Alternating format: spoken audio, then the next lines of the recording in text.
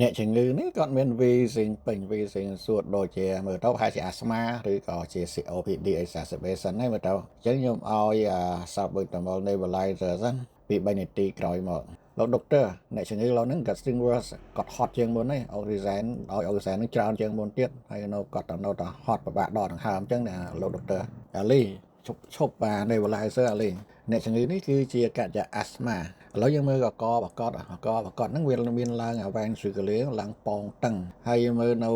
ជើងមកតជើងមកតមានហើមជើងតាំងពីកជើងរហូតដល់ក្រោមជង្គង់វាចុចទ្រុតទៀតជា pitting edema ឥឡូវស្ដាប់ឲ្យចិត្តបន្តិចតើណៃពេទ្យស្ដាប់ទៅមានលឺសូរ extra bit អត់គឺសំឡេង S3 កាឡប់ហ្នឹងឥឡូវយើងសួរគាត់អំពីការដេករបស់គាត់យ៉ាងម៉េចដែរប៉ុន្តែអ្នកគ្រូគាត់មាន wheezing មិនបានដោយសារ asthma មែនទេអ្នកគ្រូ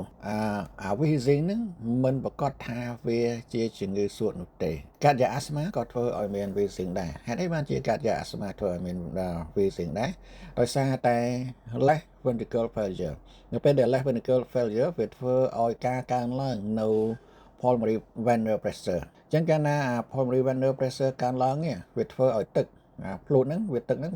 ចូលទៅក្នុង alveol និង interstitial ហើយវាធ្វើឲ្យមាន alveolar edema អញ្ចឹងកាលណាមាន alveolar edema វាធ្វើឲ្យairway ហ្នឹង airway compression វាបូកជាមួយនឹង reflex bronchoconstriction អញ្ចឹងហើយបានទៅធ្វើឲ្យមាន wheezing ហើយនឹងអ្នកជំងឺ hot អញ្ចឹងបញ្ហាដែល hot នៅលើកាត់ជា asthma ហ្នឹងមិនមានបណ្ដាលមកពី bronchospasm ទេគឺបណ្ដាលមក fluid បានន័យថាទឹកវាចាំងក្នុងសួតដែលធ្វើឲ្យមានជា hot រឹង wheezing ហ្នឹងអញ្ចឹងហេតុអីបានជាយើងឲ្យ salbutamol ទៅវា fail វាអត់ work ដោយសារតែ salbutamol ហ្នឹងយើងប្រើសម្រាប់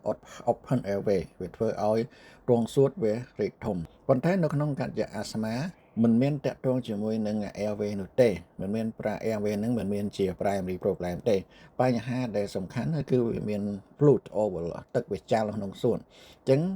អ្វីដែលយើងត្រូវធ្វើគឺយើងត្រូវ remove fluid ចេញពីសួតបើសិនជាអ្នកឯងមិន remove fluid ចេញពីសួតទេអញ្ចឹងអ្នកជំងឺកាន់តែ worse ទៅហើយឥឡូវយើងមើល differential រវាង bronchial asthma និងកាត់ជា asthma bronchial asthma ហ្នឹងដោយសារតែ airway inflammation ការរលាកនៅ airway កាត់ជា asthma ដោយសារតែ left ventricular failure អញ្ចឹងវាមាន wheezing យើងគេស្ដាប់ទៅ wheezing ដូចគ្នាតែ wheezing ហ្នឹងកាត់ជា asthma យើងអាចច្រឡំ crackle យើងស្ដាប់ crackle នៅក្នុង asthma អត់មានទេតែនៅក្នុងកាត់ជា asthma មានហើមជើងនៅក្នុង bronchial asthma អត់មានទេនៅក្នុងកាត់ជា asthma មានS3 gallop នៅក្នុង bronchial asthma អត់មានទេតែនៅក្នុងកាត់ជា asthma មានអុកតូបនីឬក៏ paroxysmal nocturnal dyspnea ហ្នឹង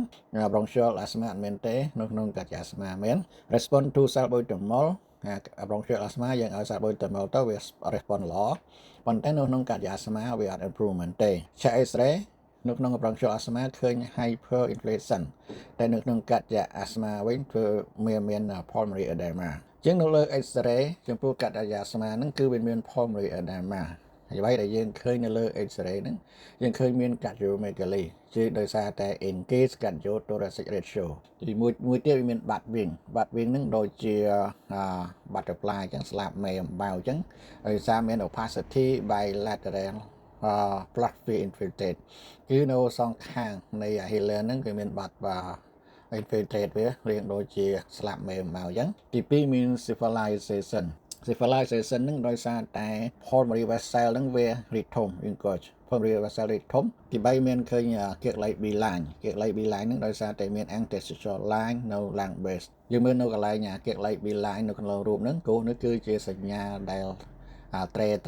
ពណ៌សហ្នឹងហៅថាគៀក B line ទី4មាន pleural effusion ហើយជាភាសាយើងមើលនៅ coastal diaphragmatic ហ្នឹងវាបាត់ហ្នឹងវាធ្វើឲ្យមានជា pleural effusion អញ្ចឹងចំពោះ pulmonary edema គឺវត្តឡើង